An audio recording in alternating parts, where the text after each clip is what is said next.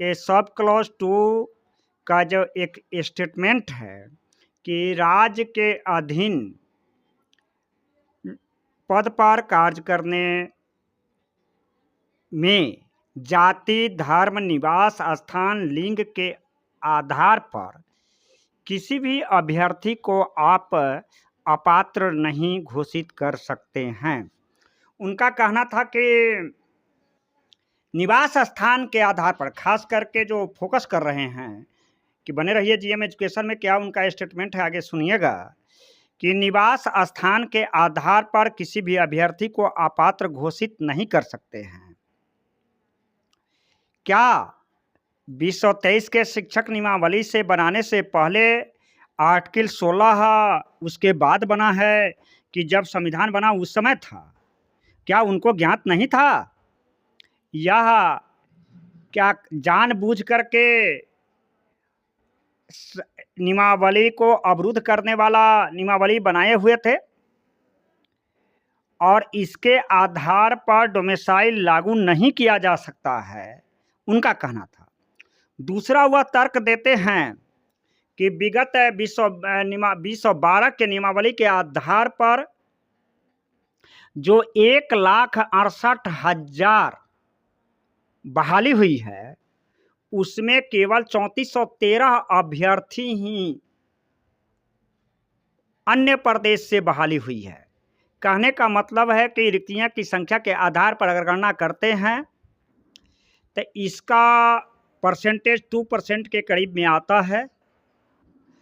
जो आम बाहरी अभ्यर्थी होते हैं यह काफ़ी कम संख्या है और यह तर्क देते हैं कि इससे बहाली में कोई प्रभाव नहीं पड़ेगा बिहारवासी के अभ्यर्थियों के लिए।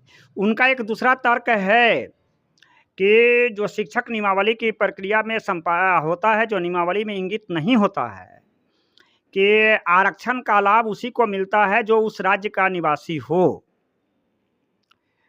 जिसमें 50% एक्चुअल में 59.5% है ईडब्ल्यूएस वाला आरक्षण लेकर के। हम लोग भी जानते हैं, आम अभ्यर्थी भी जानता है कि आरक्षण की सुविधा उसी राज्य के निवासी को मिलता है जिस राज्य की वैकेंसी होती है। एक तीसरा तर्क दे रहे हैं कि यह विधि सम्मत नहीं है कि राज्य के निवास स्थान के आधार पर किसी दूसरे राज्य के अभ्यर्थियों को अपात्र घोषित करना।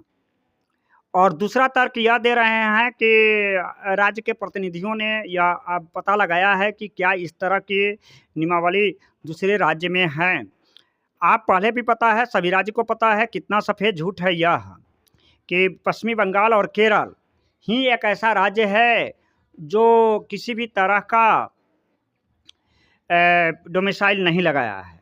अन्य प्रदेश है, गुजरात है, उत्तराखंड है, आप उत्तर प्रदेश को ले लीजिए, निकटवर्ती राज्य है झारखंड है। झारखंड तो आपको प्राइमरी में 100% डोमिसाइल लगाया हुआ है और हाई स्कूल की बहाली में 10% दिए हुआ है।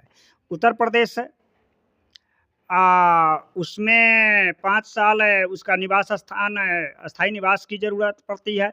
उत्तराखंड में है जो वहाँ के इंटरमीडिएट कॉलेज से मैट्रिक जो स्तर का शिक्षा प्राप्त अगर किए हुआ है तो उसको इस का लाभ मिलता है। इस तरह से बहुत सारे राज्य हैं जिसमें गुजरात का ले लें, ग्रुप डी के ग्रुप सी की बहाली में केवल स्थानीय अभ्यर्थी को ही मौका दिया जाता है, डोमिसाइल लागू होता है। इस तरह से कितना सफ़ेद झूठ बना रहे हैं अभ्यर्थी को, और यह तर्क कहीं से मुनासिब नहीं है कि डोमिसाइल लागू होने से पहले 2012 में जो नियमावली बनी थी, आप एक तर्क दे रहे हैं कि बिहार लोक सेवा आयोग के द्वारा शिक्षक की बहाली 3 बार हुई है, 1994 में, 1994, 2000 जिसकी नियमावली बनी है 1991 में, और 3 बार लोकसभा आयोग के द्वारा बहाली हुई है, जिस नियमावली भी डोमिसाइल के आधार पर नहीं था। इस संदर्भ में यह पूरे अभ्यर्थी जानते हैं कि क्या बिहार लोक सेवा आयोग जो एग्जामिनेशन लिया उसके लिए प्रशिक्षित होना अनिवार्य था। बिहार की दक्षता परीक्षा या केंद्र की दक्षता परीक्षा पास करना अनिवार्य था। 2 कंडीशनल नया प्रावधान बना है। यह तो सौभाग्य है कि एजुकेशनल गुणवत्ता प्राप्त करने के लिए एनसीटी एक स्वायत्त संस्था है, जिन्होंने सभी अभ्यर्थियों को एक कैसे क्वालिटी का जो मापदंड बनाया है, वह सीटीटी और प्रशिक्षित होना अनिवार्य हुआ। तो इस तरह से जो अमीर सुहानी जी और पंकज जो प्राइमरी के निदेशक हैं के पाठक सर हैं, शिक्षा जगत में अभी के वर्तमान स्थिति में तो भाग्य विधाता जरूर हैं अभ्यर्थी के लिए। तो उन लोगों को भी सोचना चाहिए कि हम क्या कहने जा रहे हैं और इसका परिणाम अभ्यर्थी पर क्या होगा। हम लोगों के अभिभावक तुल में हम लोग मानते आए हैं, उम्र चाहे जो भी हो, लेकिन मेंटेलिटी तो उनका हायर ज़रूर है, जो अपनी बात को गलत तरीक़ा से सत्य में कैसे बदल देते हैं। मैं सलाम करता हूँ बैड कन्विंसिंग का, गलत तरीक़ा से कन्विंस करने में सत्य को झूठ। मेरे साथ श्री के पाठक अपर मुख्य सचिव शिक्षा विभाग मौजूद हैं और मेरे दूसरी ओर निदेशक प्राथमिक शिक्षा इस प्रेस ब्रीफिंग में हमारे साथ शामिल हैं। आज जो विषय आपको बताना है वह बिहार लोक सेवा आयोग के माध्यम से शिक्षकों की भर्ती या चयन के संबंध में बनाई गई नियमावली और प्रक्रिया के संबंध में है। और उसमें मूल बिंदु जो मुझे आपको स्पष्ट करना है, वह मूल बिंदु यह है कि बिहार सरकार ने नियमावली में संशोधन किया है और किसी भी उम्मीदवार को जो शिक्षक के रूप में बिहार लोक सेवा आयोग से चयनित होना चाहता है, उस उम्मीदवार के बिहार राज्य का अस्थायी निवासी होने की शर्त को हटाया गया है। ये शर्त नहीं रहेगी कि बिहार राज्य के अस्थायी निवासी ही बिहार लोक सेवा आयोग की परीक्षा में शामिल हो सकते हैं। ये शर्त हटाई गई है। तो ये शर्त क्यों हटाई गई है? इस शर्त को नहीं रखा जा सकता है, रखना व्यवहारिक नहीं है, विधि सम्मत भी नहीं है, कानूनन संभव नहीं है ये शर्त रखना। ये बात समझाने के लिए, बताने के लिए मैंने आप सबको यहाँ बुलाया है। और इसमें सबसे पहले ये समझने की बात है कि भारत का जो संविधान है उसका अनुच्छेद 16 आर्टिकल 16 बिल्कुल स्पष्ट है। आर्टिकल 16 का सब आर्टिकल 2, सब क्लॉज 2, वो ये कहता है, मैं पढ़ के सुना देता हूँ। राज्य के अधीन किसी नियोजन या पद के संबंध में केवल धर्म, मूल वंश, जाति, लिंग, उद्भाव, जन्म स्थान, निवास, ध्यान देंगे, जन्म स्थान, निवास या इनमें से किसी के आधार पर न तो कोई नागरिक अपात्र होगा और न उससे विभेद किया जाएगा। तो भारत के संविधान का अनुच्छेद 16 ये कहता है कि जन्म स्थान और निवास के आधार पर आप किसी उम्मीदवार को अपात्र नहीं कर सकते हैं। ये नहीं कह सकते हैं कि किसी राज्य से बाहर अगर किसी का जन्म स्थान या निवास है तो वो इस चयन प्रक्रिया में पात्र होने के लिए अपात्र है, अयोग्य है। ये नहीं किया जा सकता है। अगर ऐसी कोई प्रक्रिया चलेगी तो वो गैर कानूनी भी होगी और असंवैधानिक भी होगी। इसलिए ये संविधान के अंतर्गत कानूनी बाध्यता है कि निवास के आधार पर किसी को अयोग्य न किया जाए। पूरे देश के लोग इस परीक्षा में शामिल होने के लिए पात्र हों। चयन तो मेरिट के आधार पर होना है। अब ये हम देखेंगे कि इसके पहले क्या होता रहा है। बिहार लोक सेवा आयोग के स्तर पर पहले भी 3 बार परीक्षाएं ली गई हैं शिक्षक की नियुक्ति के लिए। वर्ष 1994 में, फिर वर्ष 1999 में और वर्ष 2000 में बिहार लोक सेवा आयोग ने इसी पद के लिए, शिक्षक के लिए परीक्षा ली थी और तब भी यही नियम था उस परीक्षाओं में भी कि देश के किसी भी भाग का नागरिक परीक्षा में भाग ले सकता है और चयनित हो सकता है, और इसके आलोक में ही पहले चयन हुआ है। ये जो नियमावली थी जिसके आधार पर 1994, 1999 और सन 2000 में परीक्षाएं हुई, ये नियमावली उसके पूर्व 1991 में ही बनी थी। उसमें स्थानीय निवासी का प्रावधान नहीं था और इस कारण से इस बार भी जो बिहार लोक सेवा आयोग से परीक्षा होगी उसमें बिहार के निवासी होने का प्रावधान नहीं रखा जा सकता है। इसके बाद जो वर्ष 2012 की नियमावली बनी थी उसमें भी जब चयन हुआ, हालांकि उसमें स्थानीय निवासी होने का प्रावधान नहीं था, लेकिन उसके बाद भी चयन हुआ तो 1,68,000 रिक्ति के विरुद्ध जो नियुक्ति हुई तो राज्य के बाहर के मात्र 3,413 अभ्यर्थी चयनित हुए। यानी 1,68,000 में सिर्फ 3,000 से कुछ अधिक राज्य से बाहर के थे और बाकी सभी जो थे वो राज्य के अंदर के थे।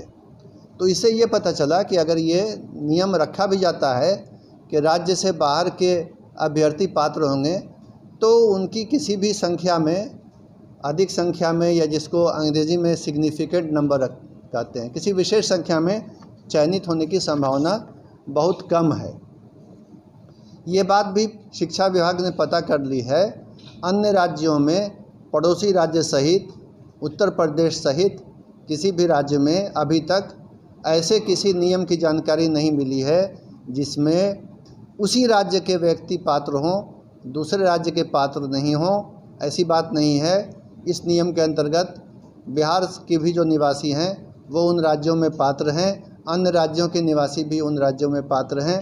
अन्य राज्यों में भी यही स्थिति है कि स्थानीय राज्य का निवासी होने की शर्त नहीं है। इसके अलावा ये बात भी विचारणीय है कि 50% रिक्तियाँ आरक्षित रहती हैं। आरक्षण का नियम स्पष्ट है, जो आरक्षण का अधिनियम बिहार में है, सभी सेवाओं में लागू है कि आरक्षण का लाभ, आरक्षण के आधार पर चयनित होने का लाभ केवल और केवल राज्य के अंदर के निवासी को ही मिलता है। ये आरक्षण का नियम है, ये शिक्षक नियमावली में नहीं है, ध्यान देंगे। तो ऐसे भी चूँकि आरक्षण में ये नियम है और इस बार भी लागू होगा कि बिहार राज्य के अंदर के जो लोग हैं उन्हीं को आरक्षण का लाभ मिलेगा, तो 50% रिक्तियों पर तो आरक्षण के कारण बिहार के ही लोग चयनित होंगे और बाकी पर, जैसा मैंने बताया, पिछली बार का भी अनुभव है कि बहुत ही नाम मात्र को ही बाहर के लोग चयनित होते हैं। स्थानीय निवासियों को कोई उससे विशेष घाटा या नुकसान नहीं होता है। और अंत में ये बात समझने की है कि जिस तरह हम लोगों ने ओपन किया है कि देश का कोई भी नागरिक यहाँ अप्लाई कर सकता है, यही दूसरे राज्यों में भी है। तो अगर विभिन्न राज्य इस तरह के नियम बनाने लगेंगे, हालांकि वो विधि सम्मत नहीं होगा, लेकिन अगर बनाने लगेंगे कि उसी राज्य के लोग अप्लाई करें, तो जाहिर है बिहार के भी जो युवक हैं, युवतियां हैं, जो अभ्यर्थी हैं, जो दूसरे राज्यों में नौकरी के लिए अप्लाई कर रहे हैं, चयनित हो रहे हैं, काम कर रहे हैं, उनके भी अवसर समाप्त हो जाएंगे। तो इसमें तो बिहार का भी घाटा है। अगर देखा देखी सभी राज्यों ने ये करना शुरू किया तो अवसर कम हो जाएंगे बिहार के अभ्यर्थियों के लिए भी। तो कुल मिला के ये किसी के हित में भी नहीं होगा और ये सरकार ने सभी विधिक पहलुओं की जांच करके, कानूनी पहलू को समझ के, बहुत सोच विचार करके ये नियम बनाया है कि बिहार राज्य सहित पूरे देश के लोग अप्लाई कर सकते हैं। हालांकि संभावना यही है कि अधिकांश या लगभग सभी बिहार राज्य के ही अभ्यर्थी होंगे और चयनित भी वही होंगे। अगर बाहर के होते हैं तो संभावना है कि बहुत कम संख्या में नाम मात्र को ही चयनित होंगे और उससे बिहार के वासियों के हित पर कोई भी कमी नहीं आएगी, कोई क्षति नहीं होगी। और ऐसे तो आप समझ ही सकते हैं कि बिहार लोक सेवा आयोग के माध्यम से मेरिट के आधार पर अच्छे शिक्षकों का चयन होगा, जिससे राज्य की शिक्षा व्यवस्था पहले से भी और बेहतर हो जाएगी और इसी परिणाम की ओर राज्य सरकार अग्रसर है और बिहार लोक सेवा आयोग के माध्यम से ये चयन होने जा रहा है। तो इन्हीं बिंदुओं पर स्थिति स्पष्ट करने के लिए मैंने आप सबको बुलाया है और उम्मीद करता हूं कि मैं अपनी बात को आपके सामने स्पष्ट रूप से रखने के लिए सफल रहा हूं। धन्यवाद। इस चीज को सर आप भी मानते हैं, साइंस और मैथ के जो जानकार युवा हैं, चाहे शिक्षक है वो कम है, इस चीज को आप भी मानते हैं सर? नहीं, ऐसा मैं नहीं मानता। बिहार के हर स्कूल में, हर इंटर कॉलेज में, हर कॉलेज में साइंस और मैथ की पढ़ाई है। बिहार के युवा साइंस और मैथ में राज्य में अग्रणी, देश में अग्रणी हैं। IIT की परीक्षा में, NIT की परीक्षा में, मेडिकल की परीक्षा में उच्च रैंक लाते हैं। बड़ी संख्या में बिहार के छात्र साइंस और मैथ स्कूल में पढ़ने के बाद, कॉलेज में पढ़ने के बाद इंजीनियर, डॉक्टर, सिविल सर्वेंट बनते हैं। ये धारणा बिल्कुल गलत है कि बिहार में मैथ और साइंस की पढ़ाई या जानकार अभ्यर्थियों की कमी है। ऐसा बिल्कुल नहीं है।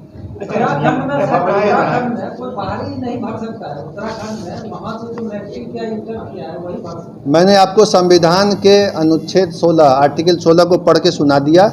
मैं दोबारा पढ़ के सुना देता हूँ।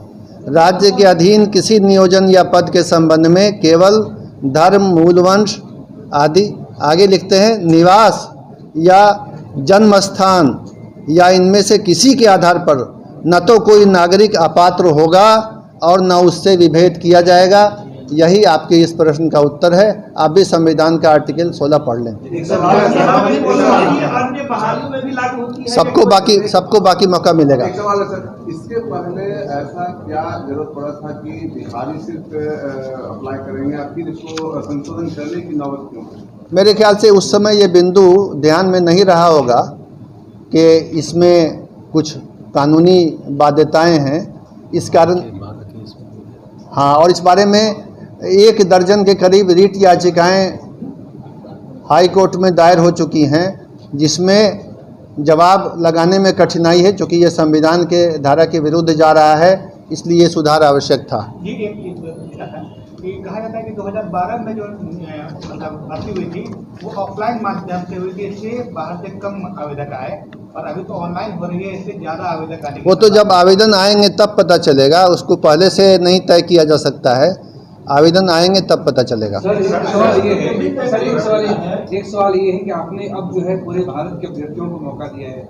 12 जुलाई तक आखिरी तारीख है, तो क्या इस तारीख को आप लोग एक्सटेंड करेंगे या फिर यही तारीख रहेगी? ये बिहार लोक सेवा आयोग ने विज्ञापन निकाला है, इस पर बिहार लोक सेवा आयोग ही जवाब दे सकते हैं। महिला आरक्षण सर 35% जो दिया गया है सर, तो क्या वो बिहार की ही महिलाओं के लिए होगा या फिर वो ओपन रहेगा? महिला आरक्षण के बारे में पहले से विधिक परामर्श है। सरकार की नीति है कि महिला आरक्षण में राज्य के अंदर होने की शर्त नहीं है, क्योंकि जो आरक्षण दिया जाता है वो वीकर सेक्शंस वाला जो आरक्षण है, कमज़ोर वर्ग वाला, जिसमें अनुसूचित जाति, जनजाति, पिछड़ा वर्ग, अति पिछड़ा वर्ग, इसको कहते हैं वर्टिकल रिजर्वेशन। ये वीकर सेक्शन वाला है। इसमें राज्य के अंदर की शर्त होती है। महिला वाला जो है वो क्षैतिज आरक्षण है, horizontal reservation with in reservation, उसमें राज्य के अंदर होने की शर्त नहीं है। पीछे एक साल कैबिनेट में इसको लाने की क्यों जरूरत पड़ी जब पहले से प्रावधान था? बीच में ये कैबिनेट, ये जो नई नियमावली थी वो कैबिनेट से पास हुई थी। पहले जो नियमावली कैबिनेट से पास होती है उसमें कोई भी संशोधन करने के लिए कैबिनेट से ही फिर दोबारा अनुमोदन लेना पड़ता है। कई संशोधन हुए हैं, क्या नियमावली बनाई कि उसमें तैयारी थी? सब देखा नहीं गया था? नहीं, तैयारी थी, लेकिन संशोधन बाद में कोई बिंदु उजागर होता है तो मजबूरीवश करना पड़ता है। आप देखेंगे, आप भारत के संविधान में भी कितने संशोधन हो चुके हैं। तो ऐसा नहीं है कि तैयारी नहीं थी या सोच विचार नहीं किया गया था, लेकिन बहुत से अनुभव, नए बहुत से बिंदु, नई बातें बाद में उठती हैं, तो संशोधन जहां भी आवश्यकता होगी सो किया जाएगा। सर, आपने जो बताया कि 1,68,000 जो रिक्रूटमेंट हुए थे, इसमें 3,000 से ज़्यादा बाहर के, 3,413 ये कब हुआ? 2012 की नियमावली के अधीन हुआ था जी। सर, ये जो अभी बवाल मचा हुआ है, संशोधन को लेके ही बवाल मचा हुआ है, तो संशोधन आगे टर्म में हो सकता है क्या? जिस तरह से ये लोग आगे बढ़ रहे हैं, जिस तरह से व्यवधान पैदा कर रहे हैं, लाठीचार्ज करनी पड़ जा रही है।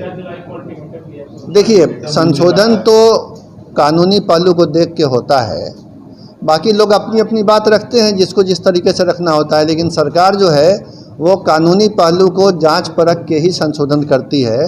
संशोधन बिल्कुल संविधान कानून के आलोक में होता है। हर बात पर विधिसम्मत राय ली जाती है, विधिक परामर्श लिया जाता है, फिर संशोधन होता है। शिक्षा विभाग की ओर से जो नोटिफिकेशन जारी किया गया है, जो उपद्रव करेंगे, चाहे धरना प्रदर्शन करेंगे, वीडियोग्राफी सरकार करवाएगी और उन पर कार्रवाई होगी, नौकरी भी जा सकती है। अनुशासनहीनता को बर्दाश्त नहीं किया जाएगा। जो सेवक हैं, सरकारी सेवक हैं, किसी भी वर्ग के हों, शिक्षक हों या कोई और हों, अनुशासनहीनता को बर्दाश्त नहीं किया जाएगा।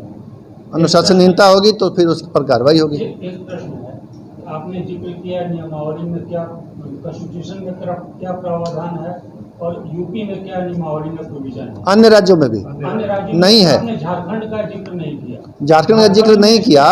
है वहाँ बीएड के एडमिशन में आपको लोकल रेजिडेंशियल का सर्टिफिकेट देना पड़ता है। नहीं, मैं शैक्षणिक संस्थानों में नामांकन की बात नहीं कर रहा हूँ। मैं बता रहा हूँ, बताइए। बेसिक चीज में देना पड़ता है, रिक्रूटमेंट मेरी बात समझ लें। वहाँ डोमिसाइल तो नहीं, दो आदमी एक साथ सवाल न कीजिए। और मैं आपको बता दूं कि संविधान का आर्टिकल 16 जो है वो बीएड में एडमिशन के बारे में नहीं है। संविधान का आर्टिकल 16 कहता है कि राज्य के अधीन किसी नियोजन, तो स्टेट जब एम्प्लॉयमेंट देगा तब डोमिसाइल की शर्त नहीं लगा सकता है, तो फिर संविधान के विरुद्ध होगा। अगर कहीं है तो वो संविधान के विरुद्ध है, अगर कहीं है तो। मैं झारखंड के बारे में नहीं कर रहा हूँ। हाँ जी, के पाठक साहब इस पर थोड़ा कहना चाहिए। झारखंड ने अपनी नियमावली में एक क्लॉज डाला था। पिछले साल 2022 में वो हाई कोर्ट में भी स्ट्रक डाउन हुआ। झारखंड सरकार सुप्रीम कोर्ट गई, सुप्रीम कोर्ट में भी हार गई। मैं यहाँ ये एक बात स्पष्ट कह देना चाहता हूँ, ऐसा नहीं है किसी ने भी उत्तराखंड का, किसी ने झारखंड का, कोई उत्तर प्रदेश कह रहा है। जिन राज्यों ने ऐसी कोई क्लॉज अपनी गाइडलाइंस में डाली हैं वे इनवेरिएबली चैलेंज हुई हैं हाई कोर्ट में, और कुछ राज्य ने हाई कोर्ट में हारने के बाद ही सुधार कर लिया, कुछ सुप्रीम कोर्ट तक गए और वहाँ हारे। तो ये जो मुख्य सचिव महोदय जो कह रहे हैं उस पर जरा गौर डालिए। कॉन्स्टिट्यूशन की धारा 14 और धारा 16 आपको इस बात की अनुमति नहीं देते। जिन राज्यों ने डाला है तो उन्होंने मुकदमे भी झेले हैं। धन्यवाद।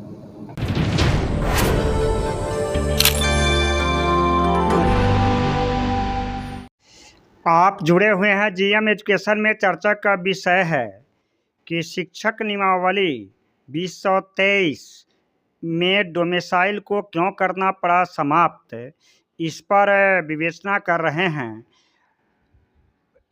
शिक्षा निदेशक पंकज जी, अमीर सुहानी जी। प्रेस कॉन्फ्रेंस के माध्यम से के पाठक भी उस प्रेस कॉन्फ्रेंस में शामिल हैं। उसमें कहा जा रहा है कि आर्टिकल 16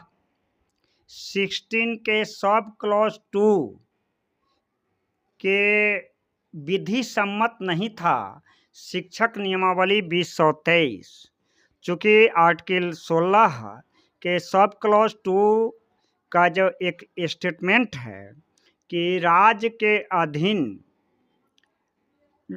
पद पर कार्य करने में जाति, धर्म, निवास स्थान, लिंग के आधार पर किसी भी अभ्यर्थी को आप अपात्र नहीं घोषित कर सकते हैं।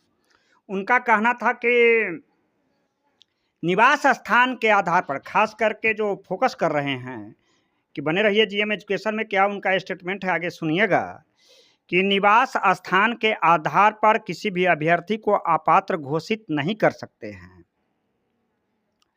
क्या 2023 के शिक्षक नियमावली से बनाने से पहले आर्टिकल 16 उसके बाद बना है कि जब संविधान बना उस समय था?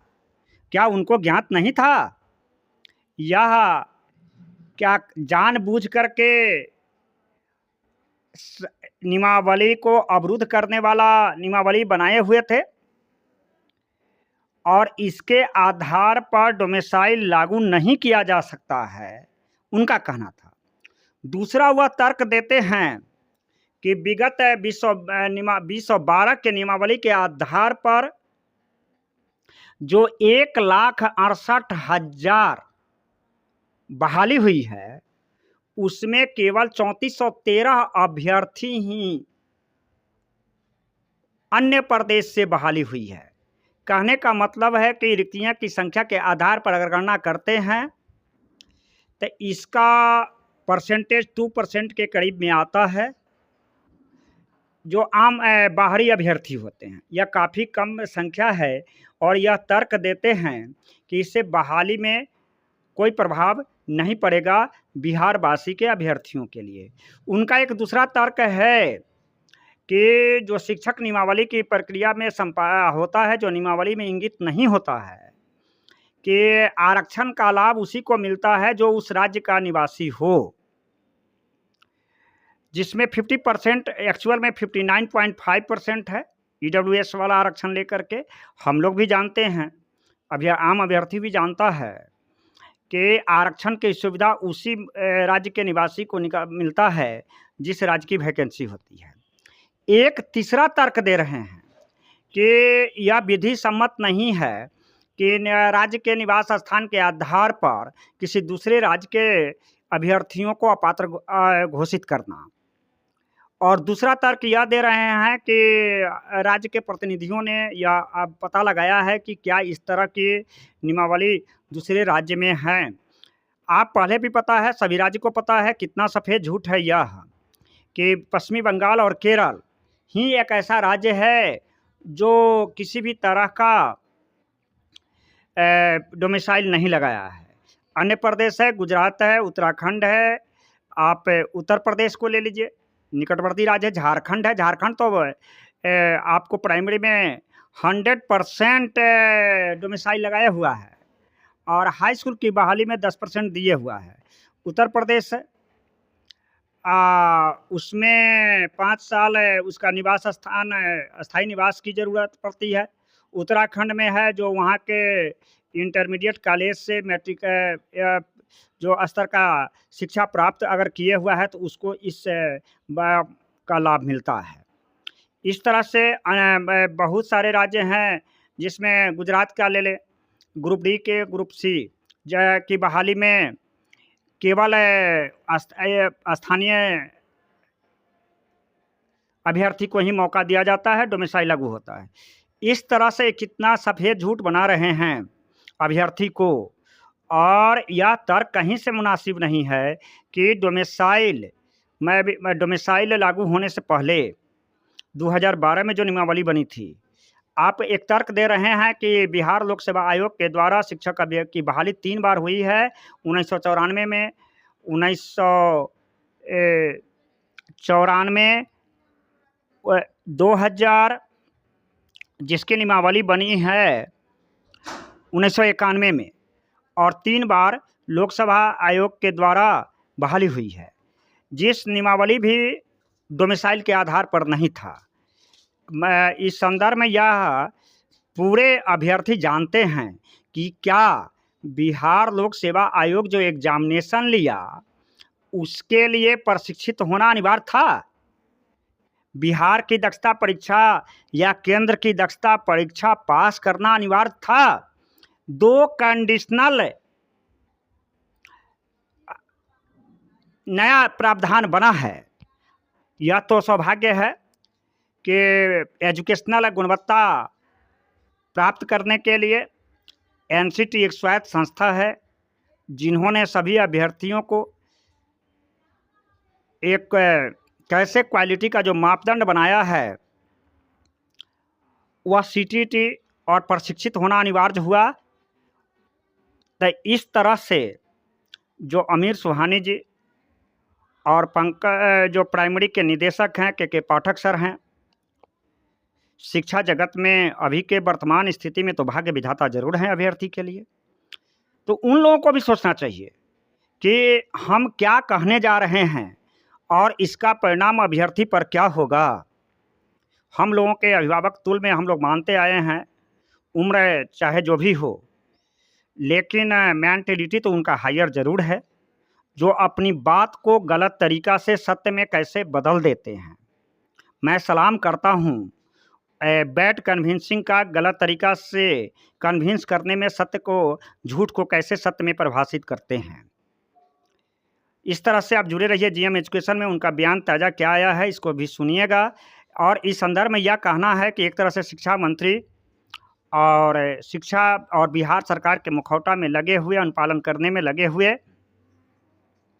जो राज्य सरकार के, जो शिक्षा जगत के जो अपर सचिव निदेशक गणमान्य पंकज जी, के पाठक सर, अमीर सुहानी जी को यह नियमावली में अधिकतम उम्र के आधार पर आप एक तरफ से कहते हैं कि साइंस फैकल्टी में अभ्यर्थी नहीं मिल रहा है, तो उम्र की बाध्यता में केवल सीटीटी अभ्यर्थी को मौका नहीं देने का श्रेय आप क्यों लूट रहे हैं, क्यों ले रहे हैं?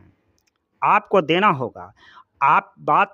आपकी बात अभ्यर्थी समझ रहा है कि आप सरकार की बात को रख रहे हैं, मंशा को रख रहे हैं। आप अपनी अंतरात्मा से पूछिए कि क्या बिहार के सीटीटी अभ्यर्थी जो ग्रेजुएशन साइंस फैकल्टी से हैं, प्रशिक्षित हैं, सीटेट पास हैं, उनको बहाली में मौका नहीं देना कहीं से न्याय संगत है? इंतज़ार मत कीजिए, देर हो रही है, न्यायालय में घसीटा जा रहा है मुकदमा, आपको भी वहाँ जवाब देना पड़ेगा। सचिवालय के अधिकारी तो अस्त व्यस्त हो ही रहे हैं, उनका तो टीए भत्ता बनबे करेगा। मुकदमा दायर होगी, सरकारी टीए भत्ता पर काम में लगे रहिएगा। और सरकार, बिहार सरकार नियमावली में समय अधिक लगाएगी। इसलिए आम अभ्यर्थियों से कहना है कि ये all are able seated state candidate belongs from Bihar able to take decisions of any matters, right, take decisions and quick action immediately about these matters. आपको सिंप्लीफाई प्रॉब्लम कराना है, करना है। आपने न्यायालय का दरवाज़ा खटखटाया है। हमारे अभ्यर्थियों की संख्या लाखों में है और उसकी फरियाद भी है, और फरियाद के अनुपात में हाई कोर्ट में मुकदमा भी दायर हुआ है। प्रतीक्षा कीजिए, न्यायालय से जीत मिलेगी। हम लोग भी केस किए हुए हैं और संभावना है कि अधिकतम उम्र पर सुनवाई 12 जुलाई से पहले हो जाएगी, ऐसा हम लोग उम्मीद करते हैं। हमारे अन्य साथियों के द्वारा भी किया गया है। केवल नीड है अभी कि इस बात को समझने के लिए कि सचिवालय के निदेशक, गणमान्य व्यक्ति लोग कैसे अभ्यर्थी को दिग्भ्रमित करने का प्रयास कर रहे हैं। बने रहिए जीएम एजुकेशन में। सुनिए अमीर सुहानी जी का क्या स्टेटमेंट है शिक्षक नियमावली पर। धन्यवाद। आपका साथी त्रिपुरारी झा।